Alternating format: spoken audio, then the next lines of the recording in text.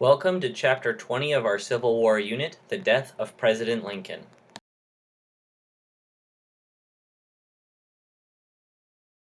Victory at last.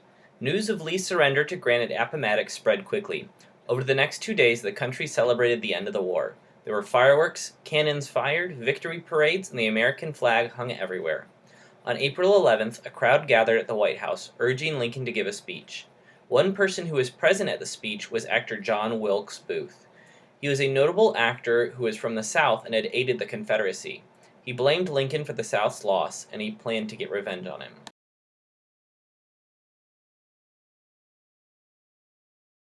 John Wilkes Booth. He lived from 1838 until 1865. He was a member of one of the most prominent theatrical families during the 19th century.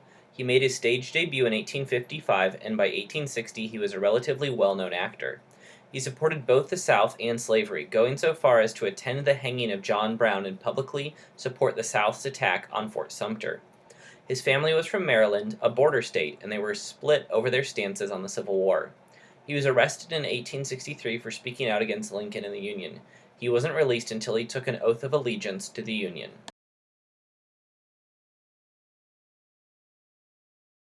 The conspirators. Booth's original plan of revenge was to kidnap the president in order to force the Union to release Confederate prisoners.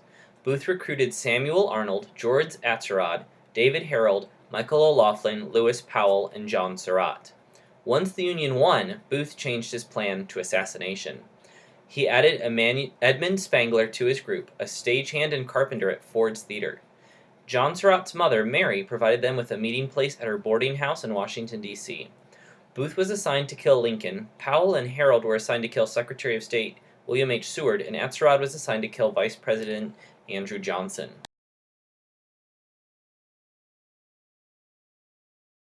Ford's Theater. Ford's Theater was opened on November 9, 1863 by John T. Ford, a good friend of John Wilkes Booth. Booth was one of the first leading men to perform there.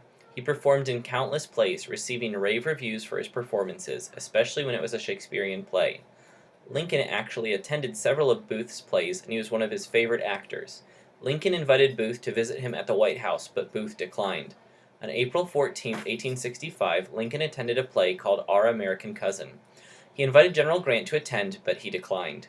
Lincoln was invited to attend another play at a different theater that night, but chose Ford's Theater.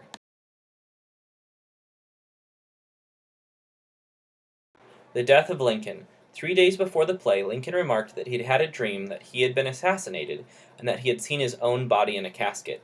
Lincoln told his bodyguard, who advised him not to go, but Lincoln insisted that he had promised his wife. Booth picked the ideal time to strike, during a funny part of the play when there would be a lot of laughter to muffle the sound of the gun and distract the audience. During the play, Booth went into the presidential box, drew a Philadelphia Derringer pistol, and shot President Lincoln in the back of the head. Booth then jumped from the box onto the stage, shouting Sic Semper Tyrannis, meaning thus always to tyrants. He escaped from the theater and avoided capture for 2 weeks before being caught in a barn and shot by Union soldiers. A funeral for the president. Lincoln was taken across the street to a house for medical attention.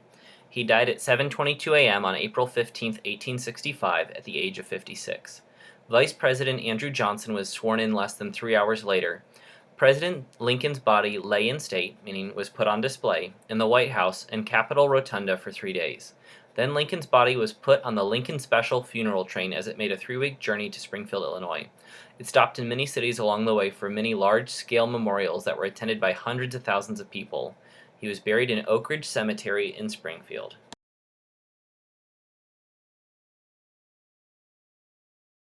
The trial. On the same night of the assassination, Lewis Powell attacked Secretary of State William H. Seward in his house, stabbing him with a knife but failing to kill him. George Atzerodt was assigned to kill Vice President Andrew Johnson in his hotel room, but got drunk and, being nervous, ran away. Many were arrested, but only 8 were convicted.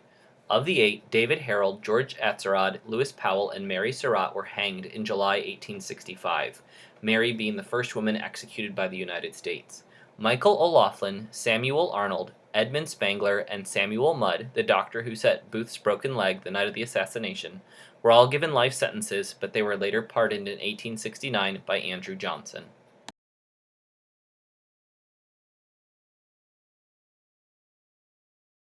President Lincoln was assassinated by John Wilkes Booth only 5 days after Lee's surrender to Grant. The country went from celebrating victory to mourning loss. Please make sure you have all your terms and the summary written down.